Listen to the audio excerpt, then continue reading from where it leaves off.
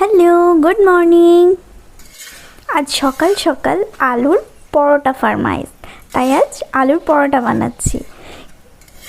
আলুর পরোটা আমার শ্বশুরমশাইয়ের একটা ফেভারিট ডিশ। আটা মাখা আর আলুটা আমি প্রায় রেডি করে ফেলেছিলাম, তারপরে মনে হলো যে না, একটু বন্ধুদের সাথে শেয়ার করি। আর বরাবর মাটির তাওয়া নিয়ে এসছে, এই প্রথমবার আমি মাটির তাওয়াতে আলুর পরোটা বানালাম। বেশ ভালোই হলো, খারাপ না। আর কার কার কাছে এরকম বাড়িতে মাটির তাওয়া আছে অবশ্যই কমেন্টে একটু আমাকে জানিও। আর আলুর পরোটাগুলো কেমন হয়েছে সেটাও কিন্তু কমেন্টে লিখতে ভুলো না। আর আলুর পরোটা কার কার খেতে সবথেকে বেশি ভাল লাগে সেটাও লিখবে। আর কিসের সাথে আলুর পরোটা বেস্ট মানায় সেটাও একটু লিখে জানিও।